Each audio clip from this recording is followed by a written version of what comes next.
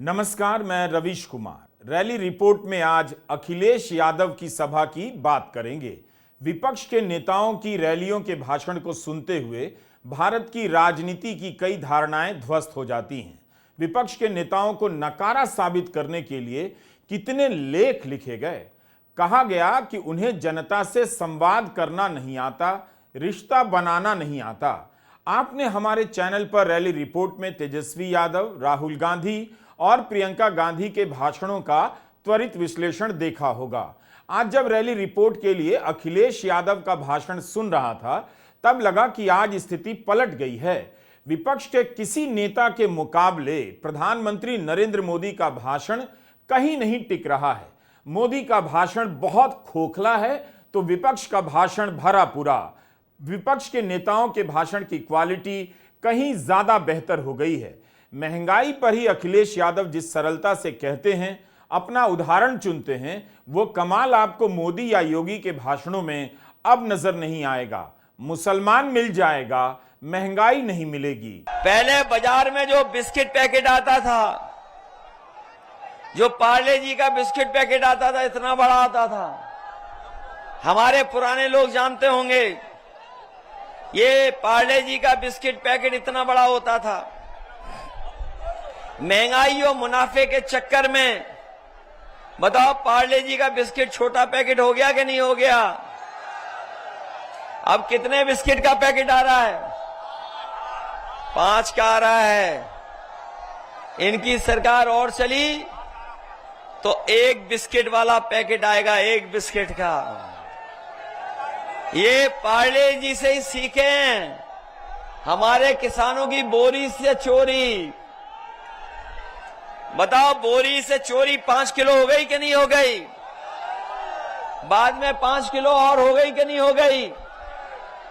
इनकी सरकार आ गई तो आपको हमको खाद पाउच में मिलेगी, बोरी में नहीं मिलेगी। खाद पाउच में मिलेगी, बोरी में नहीं। यह बात आप तभी कह सकते हैं जब आपको पता है कि यूरिया की बोरी में खाद की मात्रा कम होती जा रही है। अखिलेश यादव खुद कम हंसते हैं, लेकिन बात ऐसी करते हैं जैसे सुनने वाले की हंसी छूट जाए। उन्हें सुनकर लगा कि वरुण ग्रोवर और कुणाल कामरा को अच्छी टक्कर दे सकते हैं। यूपी में समाजवादी पार्टी 62 लोकसभा सीटों पर लड़ रही है। इंडिया गठबंधन की तरफ से अखिलेश यादव ही यूपी के मोर्चे पर अकेले सेनापति के रूप में लड़ रहे हैं। सपा और अखिलेश यादव का प्रदर्शन ही दिल्ली की राजनीति में मोदी का भविष्य तय करेगा और यूपी की राजनीति में अखिलेश का। अखिलेश यादव विपक्ष के पहले नेताओं में से हैं जिन्होंने नोट किया कि बीजेपी के उम्मीदवारों के प्रचार के लिए शहरों में जो पोस्टर लगाए गए हैं, उनमें केवल एक ही नेता की तस्वीर है, नरेंद्र मोदी की। मुख्यमंत्री योगी आदित्यनाथ की भी नजर नहीं आती और उम्मीदवार की तो बिल्कुल नहीं। इस बात को मीडिया भी नहीं लिखता कि इस बार विपक्ष के नेताओं के पोस्टर नहीं है। बात समझ में आती है कि उनके पास पैसा नहीं है। लेकिन जिस पार्टी के पास 8,000 करोड़ रुपए तो केवल इलेक्टोरल बॉन्ड से जमा है, उसके पोस्टर में एक ही नेता की तस्वीर है, नरेंद्र मोदी की। उम्मीदवार की तस्वीर नजर नहीं आती। नरेंद्र मोदी सरकार की उपलब्धियों के साथ उम्मीदवार का कोई चेहरा नजर नहीं आता है। और ये जो डबल इंजन की सरकार है, इनके आपने होर्डिंग देखे? इनके होर्डिंग लगे बड़े बड़े शहरों में। ये जो डबल इंजन की सरकार के होर्डिंग लगे हैं, बड़े बड़े होर्डिंग, और उस होर्डिंग में देख लो, एक इंजन पहले से ही गायब है। और जो कन्नौज का खटारा इंजन है, उसको जगह ही नहीं मिली है। उन्होंने पहले ही गायब कर दिया उसको। अगर यह चुनाव भाषणों के आधार पर होता तो निश्चित रूप से विपक्ष का प्रदर्शन बीजेपी से कहीं ज्यादा बेहतर होता। भाषण की क्वालिटी पर जनता वोट देती तो बीजेपी ही सबसे पहले प्रधानमंत्री मोदी को बदल देती। यह बात किसी तल्खी में नहीं कह रहा, आप खुद भी उनके भाषणों को ध्यान से सुनिए। सब कुछ YouTube पर मौजूद है। वे अपने भाषण में झूठ जरूर बोलते हैं। बता दिया जाता है कि आपने यह झूठ बोला है, तब भी प्रधानमंत्री मोदी अगले भाषण में उसी झूठ को कुछ नए झूठ के साथ दोहराते हैं।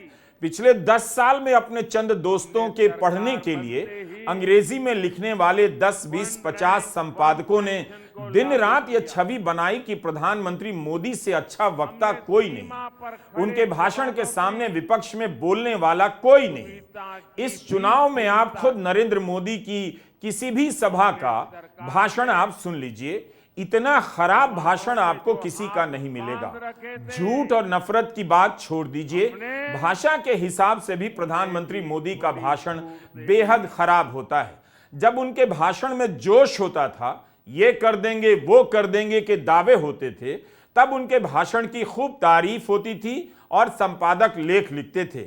लेकिन अब जब उनका भाषण खराब होने लगा है, किसी में हिम्मत नहीं है कि फिर से अपने दोस्तों के पढ़ने के लिए अंग्रेजी में कोई लेख लिख दें कि नरेंद्र मोदी के भाषण में वो बात नहीं रही, विपक्ष के नेता शानदार भाषण दे रहे हैं।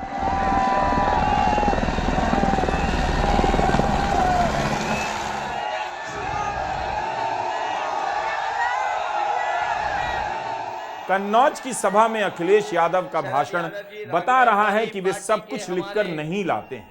मंच पर उनका कार्यकर्ता या नेता पर्ची पकड़ा जाता है, अखिलेश देख भी लेते हैं और वहीं अपने भाषण में शामिल कर लेते हैं।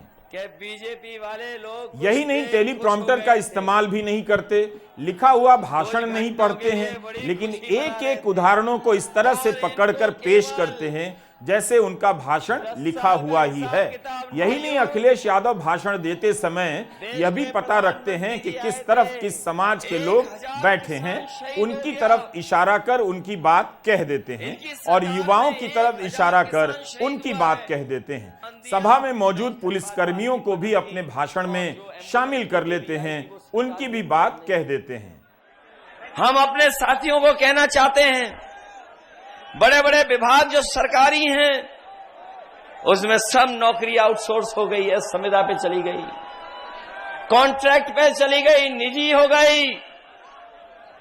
और ये जो हमारे खाकी वर्दी वाले कभी कभी आज तो अच्छा सहयोग कर रहे हैं, हमें आपको व्यवस्था में हमारी मदद कर रहे हैं, लेकिन कभी कभी खाकी वाले भी हम लोगों को डराते हैं। ये लोग भी समझ लें, अगर बीजेपी की सरकार आ गई तो फौज की भर्ती तो 4 साल की कर दी उन्होंने, इनकी 3 साल की नौकरी हो जाएगी। और ये नौकरी के बाद हमारे और आपके साथ ही घूम रहे होंगे। कभी कभी ये सवाल करते हैं कि ऐसा कैसे हो सकता है, ये कहते हैं ये कैसे हो सकता है, तो मैं उनसे पूछता हूं, बताओ क्या आपको पता था कि अग्निवीर 4 साल की नौकरी हो जाएगी? क्या आपको पता था कि बीजेपी के लोग हवाई जहाज बेच देंगे? क्या आपको पता था कि बीजेपी के लोग पानी के जहाज भी बेच देंगे, बंदरगाह भी बेच देंगे? बेच देंगे? क्या आपको पता था LIC बेच देंगे? आपको नहीं पता था, आपको ये भी नहीं पता था कि आधी रात ये नोटबंदी कर देंगे। बताओ क्या पता था आपको? हमेशा इस बात का ध्यान रखिए कि विपक्ष के नेताओं के भाषण को छापा ही नहीं जाता है। मेरे घर यूपी के 2 बड़े अखबार आते हैं। एक अखबार में तो पहले पन्ने पर राहुल से लेकर अखिलेश की सभाओं से कोई हेडलाइन छपती ही नहीं है। अपवाद छोड़ दें तो पहले पन्ने पर नरेंद्र मोदी के भाषणों की हेडलाइन ही छपती है। भले वो एक ही बात दोहराए जा रहे हैं, लेकिन उसी एक बात को लेकर हेडलाइन छपती रहती है। उस अखबार को पढ़ते हुए कभी पता ही नहीं चलता कि अखिलेश यादव की यूपी में सभा हो रही है। उम्मीद है अखिलेश यादव को यह पता होगा कि उनकी सभाओं की रिपोर्टिंग कहीं कहीं छप भी नहीं रही है। हमने कई बार पब्लिक में लिखा है कि विपक्ष के नेताओं को हर सभा में हिंदी का एक 3rd क्लास अखबार लेकर जनता को दिखाना चाहिए कि किस तरह विपक्ष की, जनता की खबर गायब कर दी जाती है। प्रधानमंत्री की एक ही बात को लेकर हर दिन हेडलाइन बनाई जाती है और उसमें भी जो झूठ बोलते हैं, कभी नहीं बताया जाता कि प्रधानमंत्री ने इतना बड़ा झूठ बोला। विपक्ष के नेताओं को बाकायदा अखबार लेकर रैली में आई जनता को बताना चाहिए कि इस अखबार में चुनाव की 20 खबरें छपी हैं, विपक्ष की 2 भी नहीं छपी हैं। अखिलेश यादव के बारे में बीजेपी कह रही थी कि कन्नौज से लड़ने का साहस नहीं जुटा पाएंगे। यही बात राहुल के बारे में कह रही थी, लेकिन राहुल गांधी ने रायबरेली की सीट चुन ली और अखिलेश यादव ने कन्नौज की। बीजेपी वाले लोग कुछ देर खुश हो गए थे, कुछ घंटों के लिए बड़ी खुशी मना रहे थे, कुछ ही घंटे खुशी मना पाए हैं। बताओ उनका हाल कैसा है अब?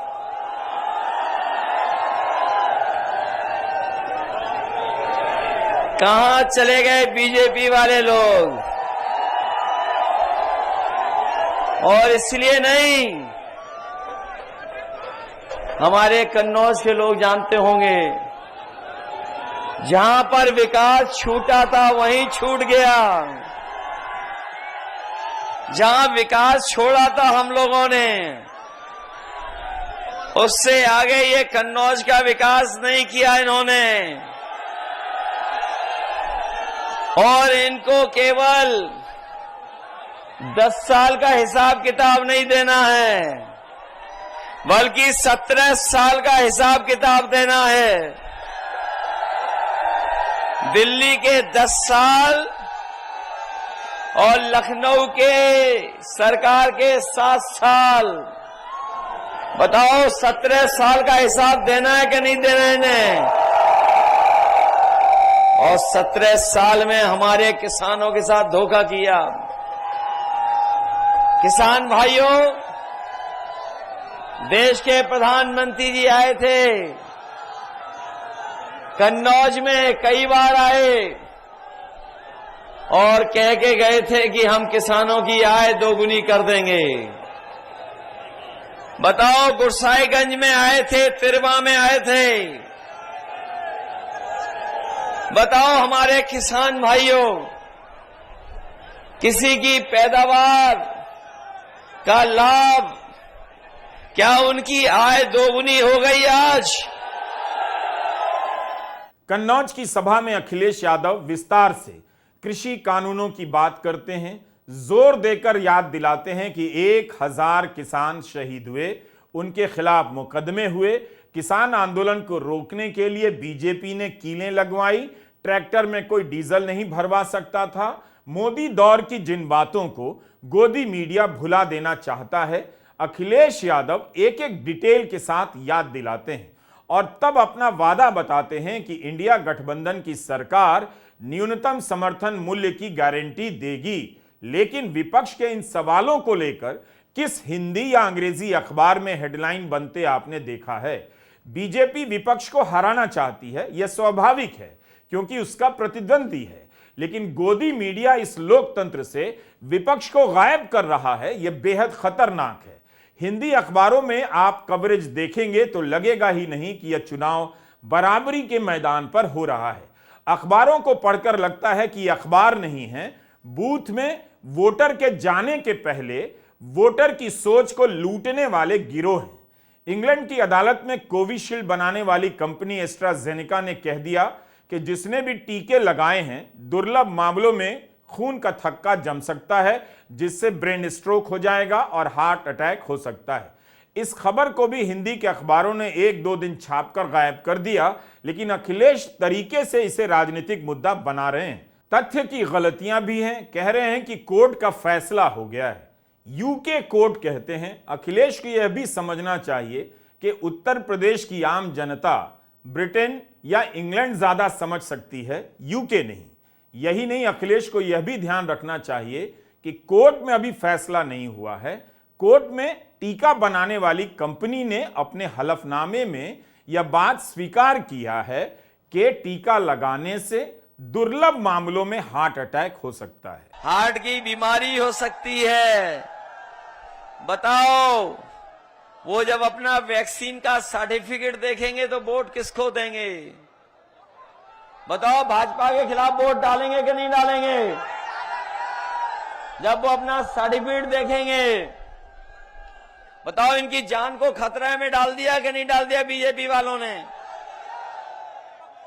और जब सर्टिफिकेट देखेंगे वैक्सीन का तो वोट भारतीय जनता पार्टी के खिलाफ डालेंगे, ये हम जानते हैं। वैक्सीन हमने नहीं लगवाई, हमारे जैसे और भी साथी होंगे, हैं कुछ साथी जिन्होंने वैक्सीन नहीं लगवाई,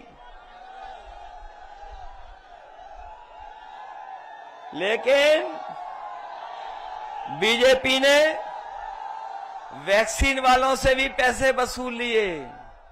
अखिलेश यादव इस बार कन्नौज से लोकसभा चुनाव लड़ रहे हैं।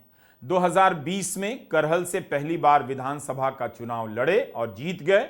इस समय यूपी विधानसभा में विपक्ष के नेता हैं। उस समय आजमगढ़ से सांसद थे। विधानसभा जीतने के बाद आजमगढ़ की सीट छोड़ दी। जब अखिलेश यादव यूपी विधानसभा का चुनाव लड़ रहे थे तब उनके खिलाफ प्रचार शुरू हुआ कि गंभीर नहीं है, चुनाव हारकर दिल्ली चले जाएंगे। तब अखिलेश ने विधानसभा का चुनाव लड़ा। अब कन्नौज को लेकर कहा जाने लगा कि चुनाव लड़ने की हिम्मत नहीं तो कन्नौज से लड़ लिए। बीजेपी को सुनाते तो हैं, लेकिन लगता है अखिलेश बीजेपी की सुनते भी हैं।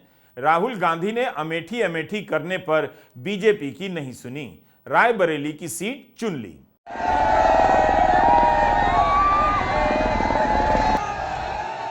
विधानसभा चुनाव में भी अखिलेश की सभाओं में काफी भीड़ उमड़ रही थी। कई लोगों को लगने लगा कि यूपी में बदलाव की लहर चल रही है। अखिलेश ने बस से यूपी के कोने कोने की यात्राएं भी की, लेकिन उनकी गाड़ी मुख्यमंत्री की कुर्सी तक नहीं पहुंच सकी। यूपी विधानसभा में समाजवादी पार्टी ने वोट प्रतिशत तो बढ़ा लिया, मगर बीजेपी से पीछे रह गई। समाजवादी पार्टी का गठन 1992 में हुआ। तब से सपा यूपी में कभी 30% वोट नहीं ला सकी थी। 2020 के चुनाव में उसका वोट प्रतिशत 32 से ज्यादा हो गया। सहयोगी के साथ मिला दीजिए तो 2017 की तुलना में 8% का उछाल आया था। यह समाजवादी पार्टी का सबसे शानदार प्रदर्शन बताया जाता है। लेकिन उस चुनाव के एक सहयोगी जयंत चौधरी और उनकी पार्टी इस समय बीजेपी के साथ चली गई है। 2020 के चुनाव में समाजवादी पार्टी बीजेपी से काफी पीछे छूट गई। 75 जिलों में से 29 जिलों में सपा का खाता ही नहीं खुला। इस बार अखिलेश पिछड़ा, दलित और अकलियत पीडीए की बात कर रहे हैं। विधानसभा में भी इसी की बात करते थे। क्या अखिलेश यादव इस सामाजिक आधार में अपनी पकड़ का विस्तार कर चुके हैं कि वे इस चुनाव में विधानसभा के प्रदर्शन से भी बेहतर करेंगे या उतना ही दोहरा पाएंगे? अगर बीजेपी की सीटें कम कर पाते हैं तो मोदी को चैलेंज करने वाले नेताओं में अखिलेश का नाम काफी आगे हो सकता है, क्योंकि वे पूरे गठबंधन में 62 सीटों पर लड़ने वाले दूसरे बड़े नेता हैं। कांग्रेस 300 से अधिक सीटों पर चुनाव लड़ रही है। अखिलेश यादव अपनी सभाओं में यूपी की परीक्षाओं में पेपर लीक के मसले को खूब उठाते हैं। इस मुद्दे पर काफी समय देते हैं। क्या उन्हें उम्मीद है कि धर्म के नशे में डूबा आज का नौजवान बेरोजगारी और महंगाई की बातें सुनकर तार्किक हो जाएगा और रोजगार के सवाल पर वोट देगा? वह मंदिर पर वोट देगा या परीक्षा लीक के सवाल पर? पेपर लीक की समस्या तो 2020 में भी थी, लेकिन अखिलेश को सत्ता नहीं मिली। मगर विधानसभा में 100 से ज्यादा सीटें अखिलेश यादव ले आए थे। इस बार वे एक नया हिसाब समझा रहे हैं। अगर यह हिसाब सही है तो फिर बीजेपी को चिंता करनी चाहिए, और अगर नहीं है तो चुनाव के बाद अखिलेश यादव को चिंता करनी होगी। अगर हम कुल मिला के जिनके परीक्षा कैंसिल हो गई, जिनका पेपर लीक हो गया, वो ऐसे 60 नौजवान हैं, 60 लाख। अगर 60 लाख नौजवानों का और उनके मां बाप को जोड़ लें तो एक परिवार में 3 लोग नाराज हैं।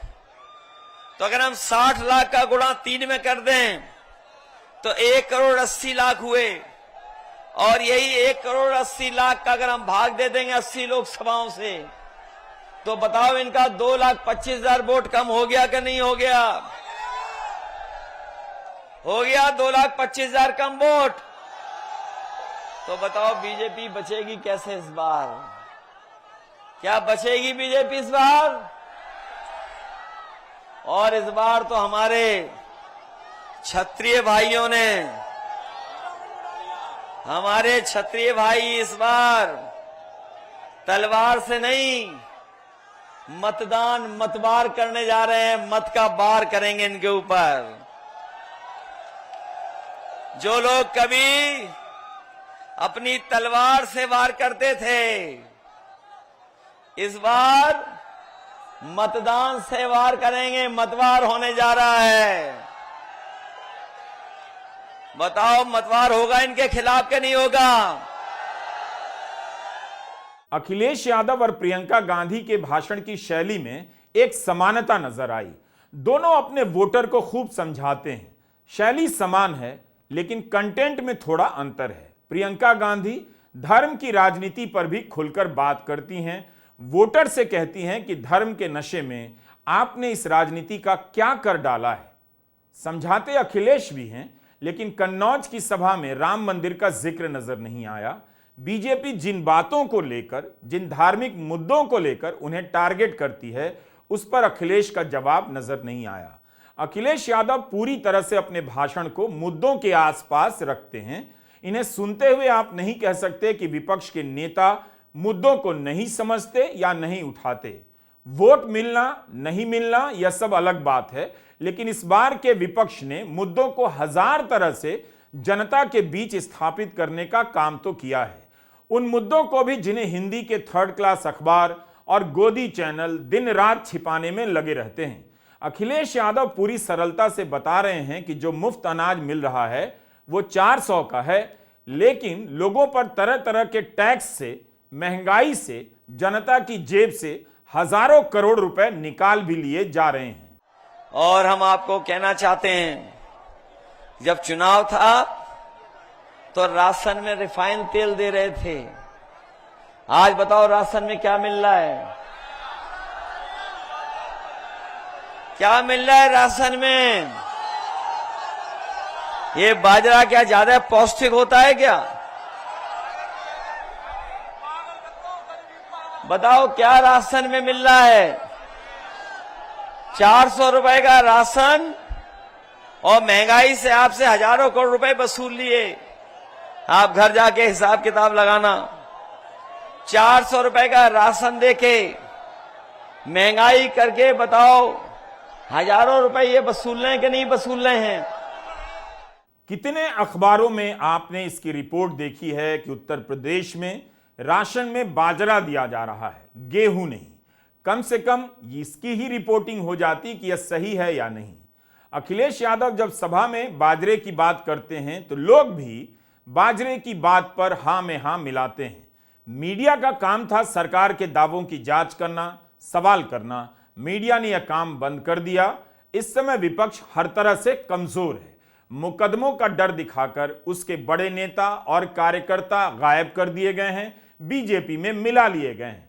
पैसा नहीं है विपक्ष के पास। बीजेपी 8,000 करोड़ के चंदे वाली पार्टी है। उसके सामने यह कमजोर विपक्ष अपने भाषणों के सहारे मजबूती से लड़ता हुआ नजर आ रहा है। बताओ इलेक्टोरल बॉन्ड से इनकी पोल खुल गई कि नहीं खुल गई?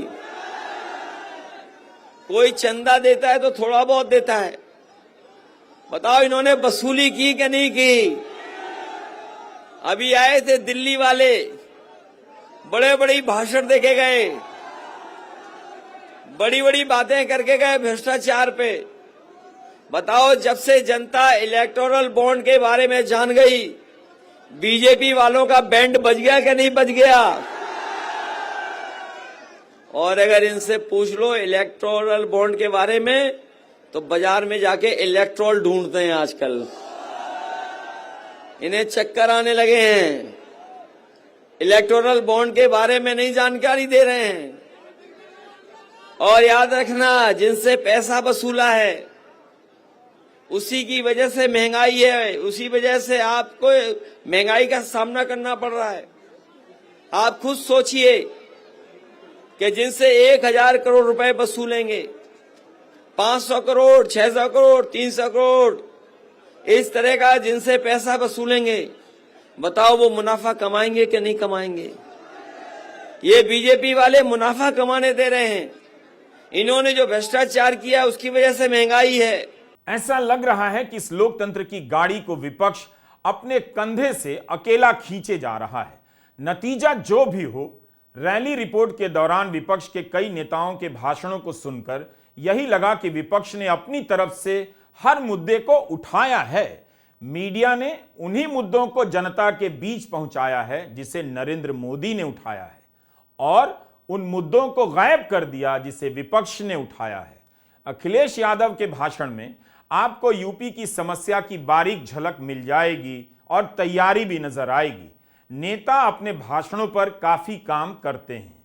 आप क्या खा रहे हैं, क्या नहीं खा पा रहे हैं, इसकी भी जानकारी रखते हैं। इसलिए समाजवादी पार्टी ने और हमारे गठबंधन की सरकार बनने पर हम आपको भरोसा दिलाते हैं कि जिस तरीके से बड़े लोग, संपन्न लोग पैकेट का आटा खा रहे हैं, गुणवत्ता के साथ उन्हें पैकेट का आटा खरीद करके खा रहे हैं। स्वादिष्ट भी है, पौष्टिक भी है, क्योंकि आटे का बाजार बढ़ गया। तो हमारे बाबा रामदेव योग छोड़ करके आटा वो भी पैक करके बेचने लगे। इसलिए अपने गरीब भाई बहनों को कह के जा रहे हैं कि राशन की गुणवत्ता तो करेंगे बेहतर, राशन की गुणवत्ता तो करेंगे बेहतर, राशन की गुणवत्ता के साथ अपने गरीबों को पौष्टिक पैकेट का आटा के साथ साथ डाटा फ्री देने का काम करेंगे। डाटा इसलिए, डाटा, आटा पौष्टिक और फ्री डाटा देने का काम करेंगे, क्योंकि आज डाटा से ही सब कुछ चल रहा है। अगर आपको अच्छा भाषण सुनना हो और हंसने का भी मन हो तो आप अखिलेश यादव का भाषण सुन सकते हैं। वैसे अखिलेश के भाषणों में भी काफी कमियां हैं। एक तरफ मोदी हैं जो बात बात में मुसलमान ले आते हैं। कम से कम विपक्ष के नेताओं को बहुसंख्यक आबादी से इस पर बात करनी चाहिए कि मुसलमान मुसलमान, पाकिस्तान पाकिस्तान करके आपके मन में नफरत बिठाई जा रही है, डर बिठाया जा रहा है। केवल नफरत और डर ही नहीं, राजनीतिक रूप से सोचने समझने की शक्ति खत्म की जा रही है। अखिलेश के भाषण से लगा कि उन्होंने कई मुश्किल मुद्दों को आसानी से पेश करने का रास्ता तो निकाल लिया है, लेकिन यूपी की राजनीति में यह जो भूत घूम रहा है, प्रेत घूम रहा है, सांप्रदायिकता का, नफरत का, पाकिस्तान का, इस भूत को उतारने की भाषा उन्हें अब तक खोज लेनी चाहिए थी। वैसे अखिलेश यादव के भाषण में आपको काम का जिक्र ज्यादा मिलेगा। राजनेता काम करने और नहीं करने के आरोपों और दावों के बीच से ही निकल कर आए तो सबसे अच्छा है। धर्म के नाम पर लोगों को डराकर भरमाकर कोई नेता अब ना निकल कर आए। अखिलेश यादव लगातार चुनाव हारने वाले नेता हैं, इसके बाद भी धर्म का सहारा नहीं लेते हैं। क्या यह बड़ी बात नहीं है? एक सर्वे रिपोर्ट आ जाए कि बीजेपी चुनाव हार सकती है, फिर आप अगले दिन प्रधानमंत्री मोदी की भाषा में गिरावट देखिए। पूरी पार्टी मुसलमानों को भगाने में लग जाएगी। हर भाषण में मुसलमान आ जाएगा, पाकिस्तान आ जाएगा। हार के अंदेशे से बीजेपी धर्म की रस्सी पकड़ने लग जाती है। आज की बीजेपी को धर्म की राजनीति के बिना चुनाव लड़ने नहीं आता है और ना उसके किसी नेता को भाषण देने आता है। 2017 में यूपी विधानसभा चुनाव हारने के बाद से लेकर अब तक अखिलेश यादव को जीत का इंतजार है। वे लड़ाई तो लड़ते दिखते हैं, हर लड़ाई में मजबूत दिखते हैं, मगर विजेता बनकर उभर नहीं पाते। नमस्कार, मैं रवीश कुमार।